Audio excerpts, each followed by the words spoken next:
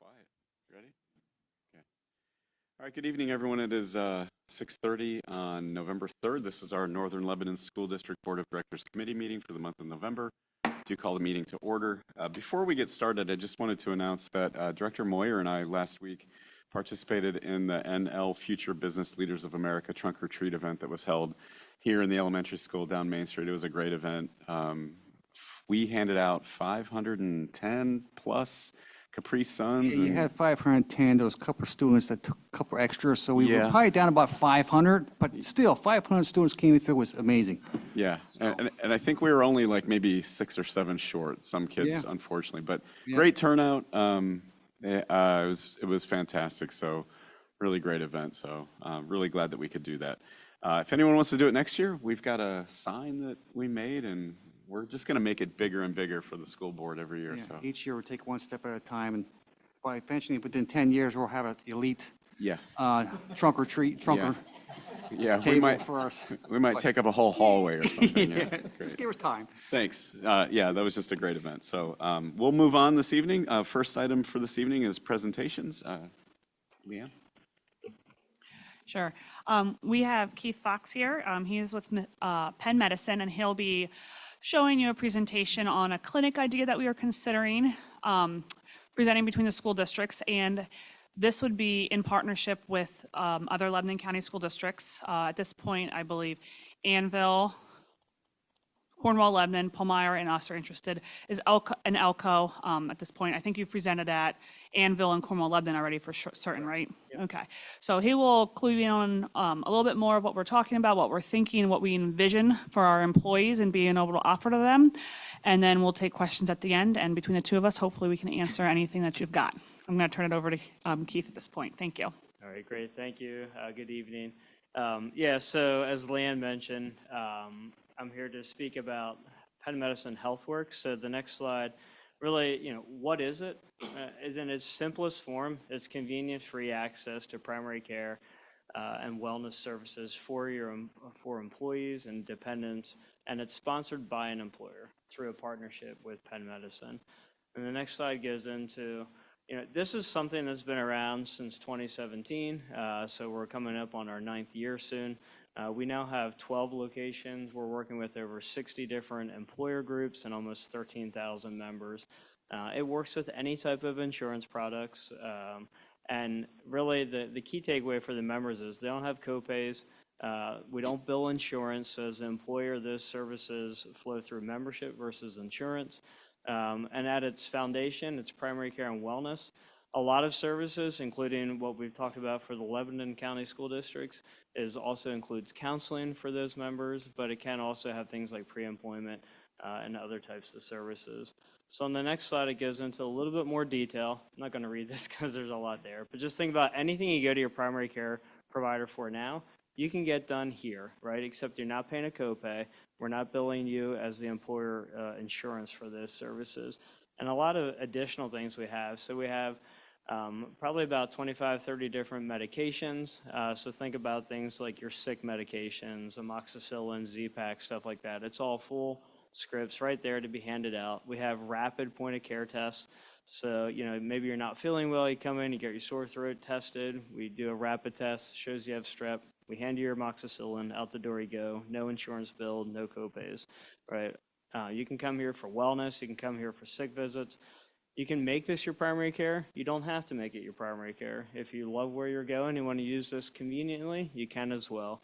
They can take care of lab services. So all of our nurses are trained in phlebotomy, so you can get your lab samples drawn here. We can send them out. We'll know your insurance, so we'll know if Quest, LabCorp, or WellSpan or other places are the preferred or best place to go. We'll make sure that that's where the services are rendered to. We have a really cool feature, a texting app called Spruce. This is highly used among a lot of our other school districts that use this.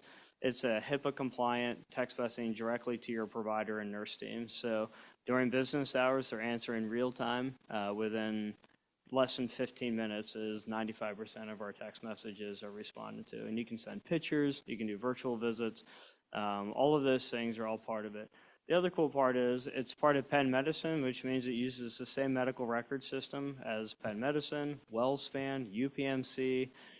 Most of all of the major healthcare providers in the area use that medical record, which means anything we do here, they can see at those facilities and vice versa. So it really provides good continuity of care. And on the next slide, it just shows, how does this work, right? So, if I'm using the PPO as an example here, but normally on the left-hand side, right, you show up, you pay a copay as the patient, your company gets billed some type of amount, right? So generally $150, $300, depending which location you go to. And typically, when you call a place now, they basically say, here's when you can be seen, versus in our model, we kind of flip it on its head and say, hey, when does it work for you? We limit the amount of people that a provider takes care of, so that gives more access, more convenience to care, right? And as I noted before, there's no copays, right? So there's that carrot to use this facility because there's no copay, and there's no insurance, so we don't bill you as the provider, so there's no cost after the initial membership fee. And then on the next page, how does this work? So an employer, you can join an existing network of sites. We have 12 total. 7 of those are open to any employer can go to them. Or you can create a new near or on-site primary care practice. That is a model we're proposing for the groups of Lebanon County schools districts. The next slide just shows we want each one to look and feel like with the organizations that we're starting it, right? So up on the top left, it's Messick's Farm Equipment. We got Kubota Orange, and we got farm pictures on the walls, right? And if you go down to the top, up to the top right, our first one, Rock Lidditz, it's an entertainment industry there it started with it, so it's concrete and rock and roll theme throughout. So all that to say is we want to make each one kind of look and feel like with the employer that we're starting it with so that it matches the culture of that group of folks. The next slide just shows you that network that I was talking about. The ones without the red squares around them are the ones already in existence. The other ones with the red squares are where we're either proposing or soon to be opening new locations. And then the Spruce texting app is off to the left that shows you that. It's a Monday through Friday operation. We have after-hours call coverage. So one of our HealthWorks providers takes call on nights, weekends, holidays. So even if you have something that comes up during that time, you can call in and we'll guide and direct you or let you know, hey, we can see you tomorrow at 8 o'clock, right? The next slide after this one, it goes into, and these are the school districts currently using it, primarily in Lancaster County right now. But this lets you see everyone, it's really up to you, like who you want to extend the benefit to. Some decide to do it just employees on health plan. Some do all employees. Some include dependents. It's really up to you as the school district to whom you want to extend that benefit to. And then off to the right-hand side, just some stats from this past calendar year of those school districts where we're getting over 2/3 of them having at least one visit. The screening compliances on the preventive cancer screenings are in the mid-high 80s, and then a really good likelihood to recommend. The next slide goes into analysis that we did so these are the school districts, as Leanne mentioned, that are looking into this model. So this is where I'm going to all the different school boards, presenting to them. We got this count from Assured Partners of, hey, here's who's on your health plan now. So when we looked at this back at the end of summer, there was about 1,400 people across the various school districts. And the next slide, we just heat mapped it, right? So looked at where does everyone live, and then where are the school buildings, and then where would make the most sense if we built one location that was convenient, right, for the most amount of people, where would that be? We're looking at around, I'll say, the Lebanon City area, like on the outskirts, not in the heart of it. And we're looking to do it off-site, meaning not on one particular school district campus, but within a retail location. So the next 2 slides, I think, is what we're proposing as an exclusive HealthWorks practice for the Lebanon County school districts that I showed on the previous page. You would have your own provider, nurse team, counseling, We would look for a facility that's about 2,000 square foot, knowing that we only need about half of that to start, but we want to be able to expand as the school district participation expands, or if a district decides to extend to dependence, we would be able to have 2 providers, 2 counselors at a future state. We, as Penn Medicine HealthWorks, will take on the full cost of all of the capital. That's just what I'm estimating, what it would cost to fit out a location. So we'll have the operational, all the fit out, the FF&E, the IT, all of that we would bring into that. What we would be looking for then is that group of school districts would have a 5-year services agreement. And the next slide, actually, if you can skip 3, actually, this one here, you can stop. This one, we looked at, well, what would it cost, right, for total cost of operations of the HealthWorks practice to give primary care and counseling services to those estimated 1,400 people. We estimate that putting it at that location, it's convenient for about 1,000. For Northern Lebanon, it's about 80 of the 200 that are on plan that it would be convenient for. And then we estimate of those about, in your instance, 60 of those would access the clinic initially in that first year, which is about 8% of the total cost. The total cost that we estimate across the districts is about $640,000. For Northern Lebanon, that would equate to about $50,000 a year. What we would do that we're proposing is those first 2 years, we would keep the allocation kind of set like this. And then at the end of year 2, once we've seen what the membership is and what the engagement is per district, then we would allocate the costs proportionally based on actual membership versus what we're estimating utilization to be. And then on the next slide after this, this just gives some examples of potential ROI, right? So this isn't meant to be a guarantee, but what this shows is 3 different employers I looked at, one at year 1, one at year 2, and one at year 3, where we were able to look at what did they realize on a claims side, right? Did they show less spend on health insurance? And what we saw with the first one is basically year 1, they showed, I'll say, a break even, right? Where they invested $65, $70 per person, and they yielded that same thing back as a claim savings. What we saw in the out years, when we looked at companies where we had more data to look back at, is they were starting to see almost 2-to-1 ROIs on those that were members of the HealthWorks practice versus those who were not. And this next slide goes into, so there's claims, and we know that that's a potential saving. As a self-insured entity, when you don't have a claim show up, right, that's a savings that you never paid that claim. There's other value. It's harder to project, but what I did here is using last year calendar data for school districts as I looked at, what would that mean on productivity? So like lower absenteeism, where you're not maybe having to use as many substitute teachers. Somebody only spends an hour away from work versus 2 or 3 or 4 hours away. We looked at all of those things. Generally, what we saw for book of business last year was a $1.40 ROI. When you take into account those softer, harder to prove things, but we know that are real things that do occur from the service utilization. And then I think the last slide, I believe, the next one, just to recap again, it's a partnership where we're looking to work with the Lebanon County school districts with HealthWorks. It's to give convenient free access to primary care, counseling, wellness services for those that you extend the membership to. We're looking to build it here in Lebanon County, where it's the most centralized location that we can find to meet the most needs of the majority of people. We're looking to make it exclusive to you. We could do this as soon as next academic year, depending on when the amount of schools would say yes to this idea, and then finding a retail location. And then really the last slide as to why. Well, the health of any business, but particularly here tonight, yours, it depends on your people being present, healthy, and being engaged with their work. This is one additional benefit service that you could potentially look at utilizing to allow that to happen.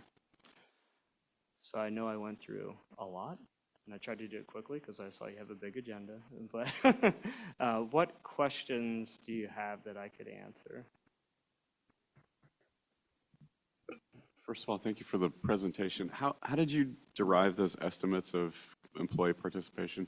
So we looked at the number of insured employees on health plan, and then I looked at the most populous zip codes, right? So I developed a catchment area in that map that looked at the 5 most populous zip codes. So I looked at where your people, if they resided in those zip codes, and then based on that, I estimated basically a 2/3 to 3/4 of those engaging. So in your instance, of the 200 or so that are on health plan, about 80 of those live in that catchment area, those most populous zip codes of being serviced by something that was in, I'll say, 15, 20 minutes of that Lebanon City location. Okay, okay. Yep.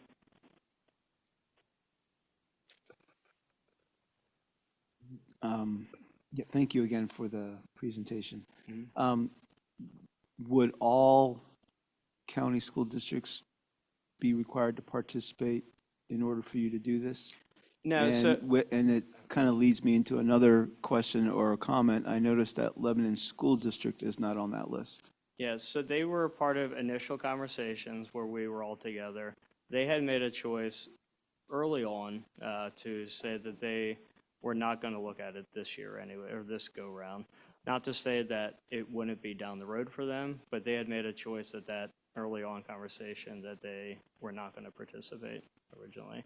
And to answer the other question, we don't need all of the districts to participate in this. And what I'm working on with our legal team is to draw up the contract. So as the school looks to consider this, right, what's the in and out clauses, right, for a school district when they're considering this. So it's not contingent, though, on all 6 of these saying yes. And obviously, if one of the ones, if certain ones fall out, we would then need to look at what's the most central location again, based on those who are saying yes. So I'm a type of person that looks 5, 10 years down the road. Suppose you get to the point where you're not getting enough participation from the school districts. Mhm. Would you then open this up to other businesses or entities? So you're reading my mind. So within the contract, we're also looking at that too, right? So saying it's exclusive based on if we have this many from the school. And let's say it drops, we're still working on what that language is. But let's say the capacity of one provider is basically about 800 engaged people, right? So let's say that fell below 400, that you are no longer the majority. Then there would be a clause in there in the contract potentially that says, okay, now I'm going to reach out to another Lebanon County employer to participate. Another reason to find a location that's not on one school district's property to allow for that if need be.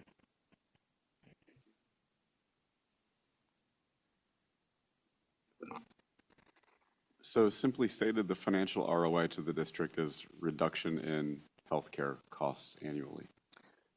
Yes, so healthcare costs and any productivity that would be given. Right. Yep. And this is for Leanne. So last year, our healthcare costs exceeded projections, correct? Yes, we were at about 4.7 million. We have in the budget for 4.9 million for this year. Okay. When the business managers, when we sat down and we talked about this, and we had been presented with some other options for something very similar to this a few years ago, and we had decided not to move forward with it as a group. We weren't comfortable with it. Penn Medicine has presented something to us that we are, aside from the cost savings, because we could go through all those numbers and take them apart, which unfortunately the business managers did to him already. He already sat through that once, so we're not going to do it again. Sure. Yeah. Because we are a bunch of number analytical people, so. Yeah. But at the end of the day, what we decided was, yes, we do believe we'll have a slight savings. from folks not going to their regular primary care physicians. And we are paying a cost for this. What we are overwhelmingly felt was that Penn Medicine was going to be a good partner that was going to provide quality, personalized care, taking the time with our employees and giving back to our employees that wellness initiative that we're going after. And the other component that we absolutely really liked, all of us, was the mental health aspect of it. I don't know if anyone's tried to deal with that lately, but it is hard to get appointments. It is hard to find quality. And one of the things that, I'm going to take your show for a little bit here. One of the things that we also like that they presented to us was that we are involved, like they allow us to be involved in selecting the providers. So, and they get to know us and they get to know our industry. So they will be, they're going to be just seeing teachers and school staff. So for the mental health component of that, we thought that was a huge benefit too, that, this is going to be a mental health provider that is going to understand what school personnel are dealing with and the stress that they have personally. So that was a huge benefit to us. But yes, like the monetary savings is there. We could see it a little bit. I can't quite get to the 143 that he sees, but I can get close to it. But overwhelmingly, the benefit to our employees and the partnership with Penn Medicine is what we really liked. And speaking from other schools that have had it, John Bowden down at Peckway Valley, huge advocate for it. They have one on site, right, that is just for Peckway Valley employees? They're using the network now. But Okay. part of their facility plan is within a year to 18 months, we'll have one on campus for them as well. Yeah, he has staff that have really liked it. He personally is a huge advocate for it, has really liked the individualized healthcare that he's getting and the relationship that he has with their provider. He did offer to come up here and talk to us because he really likes this area. He's from Peckway Valley. Apparently, he's originally from Schuylkill County, so he was looking for an excuse to make the drive. I told him Keith's got it. I have a question. What is the cost? You said there's no copay, but what would the cost be to the employee versus other healthcare? And then, I don't know who this question would be for, was that the only thing they could select? Would they still have a choice if they worked for a school district, or is that their? Yeah, so they still have choice, right? So you can go to whatever primary care you're going to now. You can use this just as convenience. So there's no requirement on selecting this. And then, sorry, what was your first question then with that? What is the cost like per Right. paycheck for an employee versus other? This would not be any additional cost for our employees other than what they're already paying for their health care. This would just be an add-in to our health care plan that we already have. It works through our insurance because we're self-funded that we're able to provide this, but there wouldn't be an extra like $2 or anything like that added on to the employees. That would be something that within the school district, in our budget, in our health care expenses, we would absorb that, what was it, 50,000? Yeah. I forget the exact number after that, cost into that area of our budget, and this would be something that our employees could go to, rather than when our employees right now go to their primary care physician for like a cold or something, they pay a copay and then we pay the rest through our self-funded, we get an invoice from Highmark to pay that bill. We wouldn't have that through these folks. They go there, there's no copay, and then there's no billing to us behind the scenes either. Okay, so nothing is withdrawn from their paycheck because the copay is different from what it costs per month for employees. So they pay a healthcare premium. So it's going to take a second. So for their healthcare premium, we look at it, we have actuaries that tell us what healthcare would cost since we're self-funded, and they pay a portion of that. I think it's 17% right now if you're on the PPO, 13%. That stays the same. That is their healthcare premium. They are paying that. It does change every year based on our prior year's healthcare costs and where we think they're going, but there is not an additional fee for this taken off their paycheck.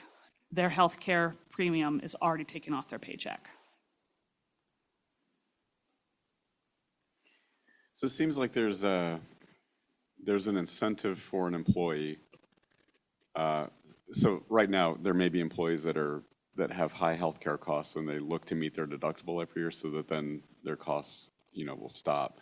So it seems like there's an incentive for an employee like that to join this program so that they incur no additional healthcare costs. But there may be a disincentive for an employee that may have a long-term issue where annually they meet their deductible is there a disincentive for them to participate in a program like this if they've got specialized care that builds that deductible each year? So I would say that there's not a disincentive either way, because if you're dealing with a long-term illness or a chronic issue, right, there's often a need to continually go to a provider to get testing or check levels and stuff like that. And if you can do this, whether you're getting charged and it's showing up on your towards your deductible or not, this is a convenient service that allows them to get in and out quickly. Yeah, I mean, I guess if you're trying to accumulate costs to hit your deductible, right now there's the OBBB, the one big beautiful bill that was passed.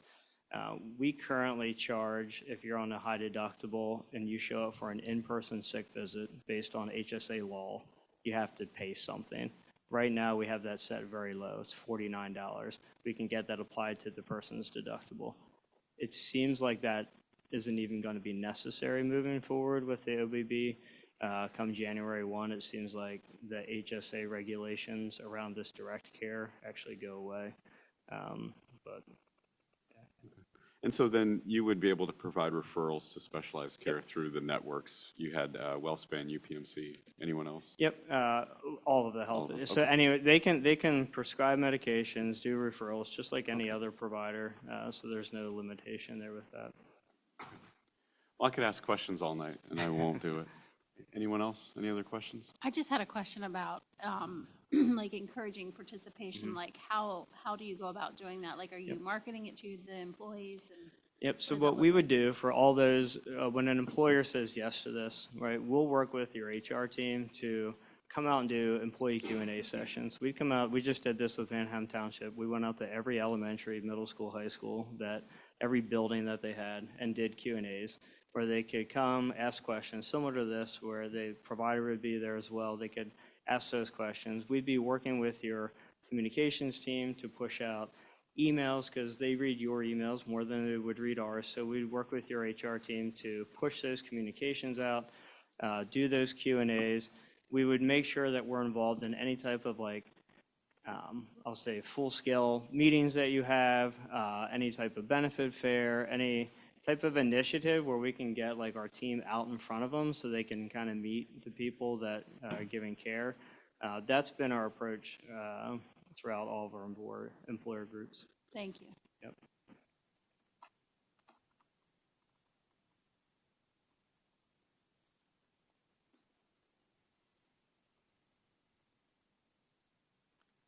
Okay.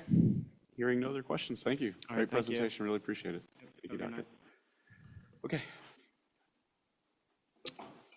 Next, just like last month, we heard from Mr. Umberger, presentation on what's going on in the elementary school regarding instruction. Dr. Ebert is here tonight to brief us on the secondary school. So you can go to the next slide. One of the major things that we're going to be focusing on, and this is district-wide, is instruction and learning. That's what we're here for. So basically, that's what we're going to be doing and focusing on. I know since I've been here, it's been kind of one thing or another. And as you guys know, the renovation is still going on. Fortunately, we're a little ahead of schedule, but it's still going to go on until around the February timeframe. So, but we didn't want to wait. We're not going to just wait for that time to come on to gonna make sure that we're pushing things forward with instruction and learning. We have been working that in as we go along. We adjusted our schedule a few years ago to add in the extra 9 minutes per period. We ended up working with small group instruction and infusing that. We're into our third year with that. And this year, we're going on to the next kind of phase with that, which is going to be the things that I'm going to cover tonight, which is teacher clarity. In connection with that is going to be John Almarode's 3 questions, co-teaching in the secondary, the linked data management system that we implemented this year, instructional coaching, and general article readings. Now, with teacher clarity, I'm just going to kind of give a little bit of an introduction and talk to you about the benefits, and then you're going to probably be asking, well, what does that look like? I'll get into that in the next slide. John Hattie had done what is called a meta study. Now, for those that know about studies, you probably understand what a meta-study is. For those that do not, it's basically a study on studies. So he took and looked at the research from hundreds and hundreds of other studies out there and compiled the data to look at what kind of effect does that have on students' learning. Well, in terms of the numbers that he broke down, teacher clarity effect size is between 0.75 and 0.85. Now, again, what does that mean? Well, based upon his study, if you want to get a year's worth of growth out of the year's worth of instruction, you're looking at about a 0.4. So if you're looking at a 0.8, nearly a 0.8, that's almost double the effect size. Now, I'm not saying that results in 2 years worth of growth in a student's learning, but it is still significant above a lot of the other instructional strategies that are out there. Now, what are the benefits of teacher clarity? Again, let me go over these and then I'll tell you how we're implementing this in the secondary. Basically, you're providing clarity to the students and communicating to them what they need to know and what they need to be able to do. Students understand the success, what it looks like. Like they're not surprised when they get to a test, what is it they're expected to do? It allows the teachers to give more meaningful feedback, improve student performance, it improves engagement and motivation because they understand what is being expected of them. And finally, it reduces stress. If you understand what you need to do and you're provided with those tools and that expectation up front, it's less stressful versus trying to guess, what does the teacher want? What do I need to do for this project? How am I going to be assessed when it comes to the test or quiz? I'm going to talk about the butterfly activity in a couple seconds here, but we're going to go to the next slide. So the question is, what does that look like in our classrooms? Well, basically the way it looks like is we're implementing Almaro's 3 questions. We're bringing clarity into the classroom. The teachers are, in their lesson plans, they're starting to incorporate these. That's going to also be as part of our curriculum process that's been worked into as we develop our curriculums. That's going to be implemented there, so a lot of this. But we didn't necessarily want to wait at the secondary to say, hey, you can start doing some of this now. Basically, when you incorporate this into your question, teachers got to ask, what do I want my students to learn? So they're telling them, this is what I want you to learn. They're not just assuming they could get it. This is out of this lesson, this is specifically this task, this is the skills that I want you to be able to learn. Then the next part is, why do I want to learn it? As a math teacher, when I first got into education, it was always that question, when are we ever going to use this mystery? When are we ever going to use that? Well, I had to go out and buy these posters that said, okay, for the Pythagorean theorem, these are the types of jobs that you can use, and that kind of stuff to hopefully reduce it. I learned to incorporate more open-ended questions that talked about the jobs that would incorporate these things. Well, we're being overt with them. This is how we want them to learn it, or why we want them to learn it, so providing that. And then how will they know that they learned it? So basically, either those ticket outs the doors, the quizzes, things of that nature, how are they assessed, and so that we know, okay, did they get it? And if they don't, how do we make sure that those students are still struggling with that concept, understand it? And usually that also goes back into what we've been doing in the last 3 years, the small group instruction. Pull those students that were struggling with it, work with them while the students are working in some other activity.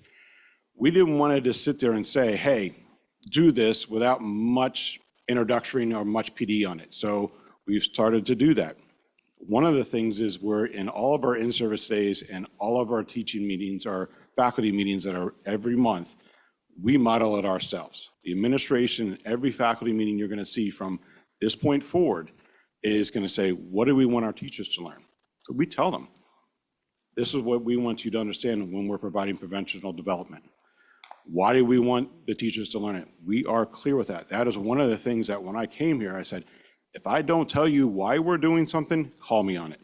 Because that was one of the things that frustrated me as a teacher when a new initiative came out and they said, just do this, and you never understood why. I was a good soldier, I just did it, but it made more sense when it was provided to me the reason why. So we're providing the teachers, why do you need to learn this new skill? Why do you need to implement this new strategy? And then how do we need to know that they learned it? We, again, do some sort of an assessment to make sure that they truly understood what we're trying to make sure that they understand. When we go through walkthroughs, we ask the students, do you know what you're learning today? Do you know why? Do you know how you're going to be assessed on it? So they're providing that and they're telling us those answers, which tells us they're implementing those things where they need to. And again, as I stated, the new curriculum process incorporates that. So the English department, they have already started working on those things this year, doing an awesome job, a lot of great discussions with those things. So it's going to be a part of everything that we're doing. Now back to the butterfly activity. We went to a training this summer, and we actually did the same activity with our teachers. We would tell them, draw a butterfly. Pretty much the only instructions we gave. So you see the teachers drawing them. Some of the math teachers were real smart. They drew one half of it, folded it in half, so they get that nice symmetry on the other side, doing a lot of different things. Then we tell them, trade off with a partner and grade it. We didn't tell them they were going to be graded on this. So we'd ask them, okay, if you didn't provide symmetry, 5 points off. And so you see some of the teachers that didn't do the fold over approach. Wait a minute, 5 points off? You didn't tell me that. Did you have an antenna on there? If you didn't have an antenna, 10 points off. So again, you see a lot more frustration out there. Well, if you didn't use a purple pen, 23 points off right there. No one had a purple pen. So there was a lot of frustration, which was the point. We were pointing it out to them. We never provided that clarity before you started that lesson, before we did that activity. We need to provide that clarity. And if they have that clarity, they're going to be less stressed. They'll know what's expected of them. So that was a good non-example for them to understand, why is this so important? Basically, it's doing what we should be doing all this time. So the next slide goes into co-teaching. I'm going to kind of hit a lot of these things because I know you have a busy night tonight. This has been something that we've been wanting to do for a while. This year we got it implemented at the secondary. We have 13 co-teaching classes at the secondary. There's 5 in the middle school, 8 in the high school. There's 11 co-teaching pairs. And you're figuring, hey, 11, 13, how's that work? Well, there are 2 pairs that actually teach more than one class in a day. So that's how we got the 13 in there. We were hoping to get more, but we did get 4 of them to have common planning time. That is going to be one of our major, when we do the schedule for next year, that's going to be one of our key points that we're going to do.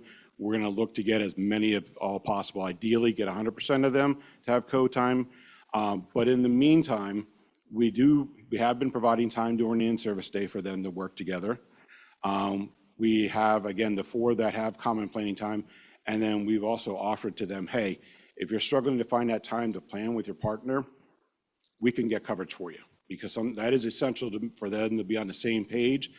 Some click like that. Some groups will do that. Some just need a little bit more time to find that click in terms of finding out how they want to do the co-teaching approach. But it's been going great. Actually, on October 27th, not too long ago, last Monday, the IU team that came in and provided the in-service on this, they came back and they observed the classes and they started providing feedback to those teachers. And again, they look to do that back after the holidays so that they can give that feedback and say, here's some strategies you can work on between now and next time, so we can support them. We just didn't want to put them out there and not have any kind of support. We are trying to find any kind of supports with time, with the resources and feedback, so that they can do an effective job. I heard a lot of positive things come out of just from the October walk-arounds, and in addition to what my team has seen when we've gone out there and seen those classes. It's just very effective when you have 2 adults in there trying to meet their needs and that kind of stuff. So it's been a great addition to the secondary. The next slide. Linked It, you've been hearing about that. That is our data management system that we're going with. We did some introductory trainings on those. There was one during the August in-service on the 28th. We did again another one on the 24th. And they gave them a chance to kind of look at some of the state data. And one of our tasks that we're requiring them to do is they wanted to look at the PSSA data from the past, the Keystone data. And there are some teachers that don't have a course that's either PSSA or Keystone related. So we tasked them, okay, start looking at your common final exams to find out areas that they're struggling with and develop a plan to implement this year. And we gave them time to do that, to develop that plan where they can work on those areas where they know that they're struggling with. In addition to small group instruction, they can do bell ringers. Those are those activities at the beginning of a class to get them primed. Well, that could be on a topic that they've struggled with in the past. So we can hit it again a couple times. Tickets out the door again. one of the big areas that I've also noticed, no matter what district I'm in, is open-ended questions. They get to the open-ended questions at the end of the Keystone or the PSSA, and they just shut the book. It's not that difficult to honestly get even simply a 1 out of 4 on those. And teaching them to showing that, but usually once they start doing some part of the problem, it's just like me going to the gym. Once I get there, I usually do a pretty good workout. It's just getting there. So for them, it's getting started on a problem. And once they do that, oh, I remember that equation. Ooh, I remember this part. Next thing you know, they're getting a 3 out of 4 or 4 out of 4. And that's just not simple points. Each one of those is probably worth like 5 major points. So that could be the difference between a student going from below basic to basic, or basic to proficient, or even proficient to advanced. So we're just wanting them to get comfortable with that and working those in. So a lot of the teachers, when they responded, what am I going to work on? That's another area that they said that they're going to start to work on throughout the year so they get comfortable with it. We have just recently done a Firefly assessment. So we just got some preliminary data, didn't have much to bring here tonight. So what we're going to do is the next time we come back in about 2 months, we're going to end up showing you the difference between what they did this time and the next administration, so you can see that and how that's being implemented. And then next slide. Instructional coaching. It's awesome that we were able to get that in place for this year. We have one at the secondary and one at the elementary. Meeting with them on a regular basis. It's just amazing the feedback that they've been providing for our year 1 through 5 teachers. If there's other teachers that could find it as a support, that they want to get some feedback on constructive feedback on that, they're more than willing to ask for that, and we can work in those kind of things. But they go through and they give some walkthroughs and they give that constructive feedback. It's not evaluative, it's just sheer support. How can we help you grow as a teacher? And some of it may be, hey, I don't know how to do this. Can you demonstrate for this to me? So Mrs. Randall could go in and actually demonstrate a lesson on that technique that they're doing so they can see it in real time kind of thing. Or it could be to free them up. She'll teach a class while they go observe another teacher that does something very well. And again, the main one is they go into the classroom, she observes, she gives some feedback on different ways that things that she's noticed, and they can actually help and improve on themselves. We meet with them at least monthly, the new teachers, so just this is another resource that goes along with those kind of things. Next slide. This is the one thing that I really have, I'm glad I'm doing, just because we actually did a book study as an administrative team this year, and I got a lot out of that. And I always like those kind of things where you're talking about current research, current trends in education, ways you can improve yourself. The best way to do that is look what's currently out there. So in our building level admin meetings, in the department chair instructional leader meetings, guidance counselor meetings, admin meetings, the new teacher meetings, we put an article out there on something that we're talking about right now or we're currently invested in terms of teacher clarity. What are the journal articles saying out there? So we go down through and we talk about those things. And it's usually only like 3 to 5 pages, nothing major that's going to require a lot of time, but that primes a good discussion on what the current trends are out there kind of thing. So just basically being a lifelong learner, realizing that there's a lot of research going on out there, a lot of discussions going on, how can we incorporate that kind of stuff so that we stay fresh with all those new ideas and what the current research is saying. So that's another thing that we've been doing. I think it's maybe the next is the last slide. While it might not directly impact instruction and learning, it will make things a lot less stressful. 3 years ago, almost to the point, I had applied for UDS to get a service dog, a facility dog, and just recently we got approved. So we got Bree up there. I've been putting it out in the parent communications. I literally was just down in the Lancaster area today. We have a 5-day training session. We have to learn about 88 commands. So I'm going to be doing a lot of studying once I go home tonight to make sure I reprogram my brain from the stuff that I tell my husky at home and what I need to be saying to Bree, and actually now I have to retrain my husky too, which is not a bad thing because he's got a lot of energy and maybe needs a little bit more discipline. But come this Friday, she comes home with me. I will be the primary handler, and we have a team of 4 other staff. We have Mrs. Tavani, we have Mrs. Bentz, and we have Mrs. Hogg, who's the assistant principal, and then also Mr. Confer. He couldn't attend because he's out right now for personal reasons, but he will be a part of that team as well.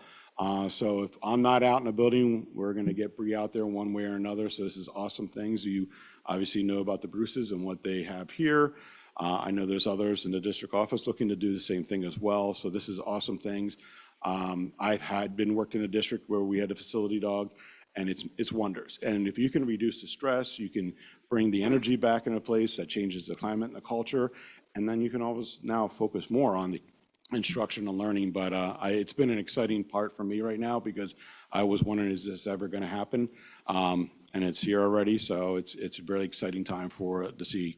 I'm going to be really excited to see on Monday when she's walking through the hallways and seeing the kids' reaction kind of thing, because it's a huge change in the climate and a culture of a building kind of thing. So that's my presentation for this evening. Any questions? Thank you, Dr. Ebert. I have 3 sets of questions. First of all, can Bree support a school board meeting? Absolutely.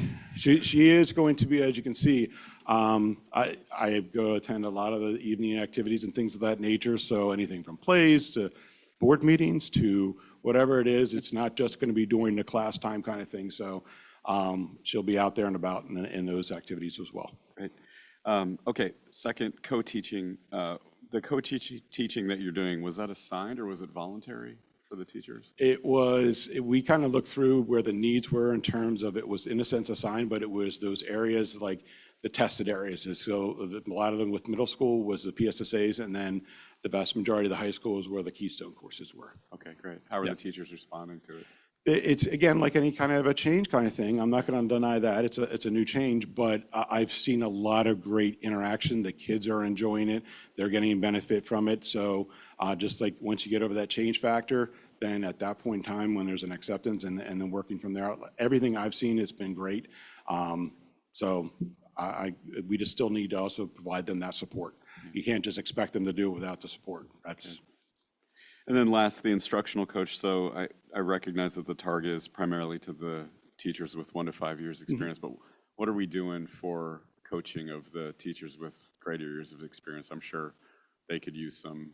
Yeah, instructional if there is coaching too. something along that lines, they can reach out to ourselves and we can then connect them up with Mrs. Randall. Or if there's something that we're seeing as administration, we can connect them up. But we were going to have a conversation with them, the teachers, so that they understand why Mrs. Randall would be coming in.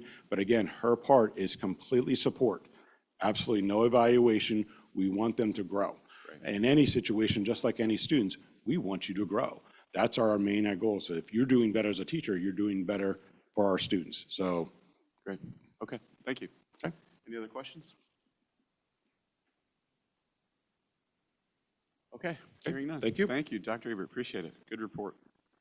Okay. We'll move next to the public comment. There is none tonight, so we'll go to the consent calendar and attempt to establish our agenda for next week. And again, we're glad to have Dr. Reese filling in for Dr. Messinger today. So turn it over to you, Dr. Reese. Thank you. You'll find in number 6, we have the human resources. Mrs. Bruce is home sick this evening, but the items that are in front of you for human resources include the standard approval of minutes. There is an employment being proposed for a 4-hour general education aide. 6.3, you'll see a mentor, Laura Wiest, for Riley Cox, who is a long-term substitute for us. 6.4, you'll see the monthly list of the substitutes attached. 6.5, you'll note the coaches. We've moved to a procedure where we're listing coaches in a much more similar way to the way we've done the substitutes. And so they'll be listed by months with the action. You'll see that in the attachment there. And then a co-curricular advisor for Mrs. Scalise to do the trading club or trading card game club. Yeah, tongue twister. Sorry.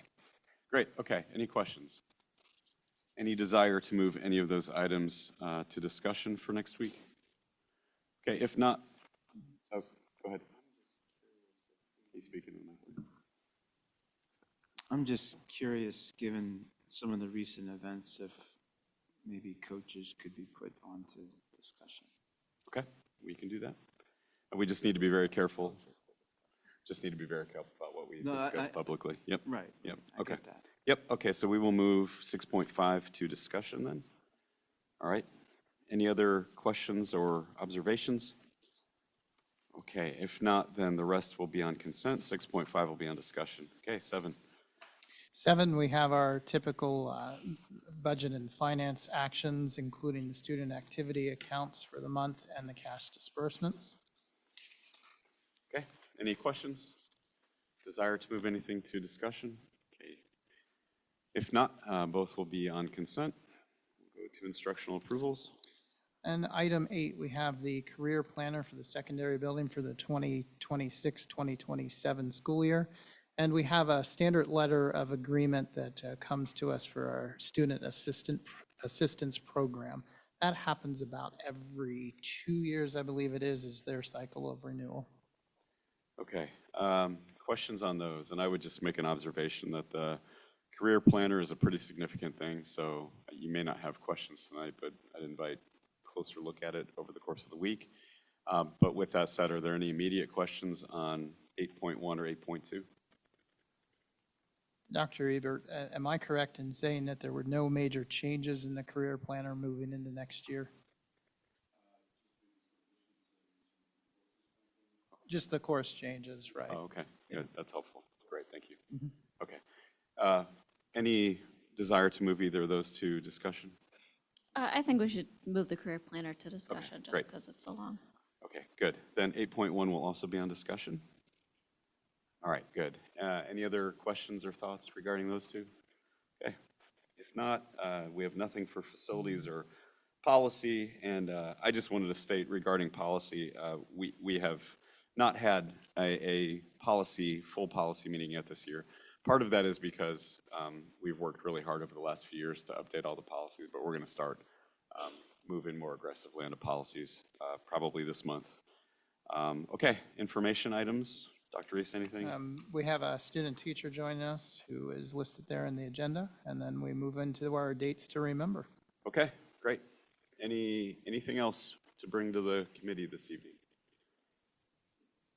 Okay, hearing nothing, then with consent, this meeting is adjourned. Thank you.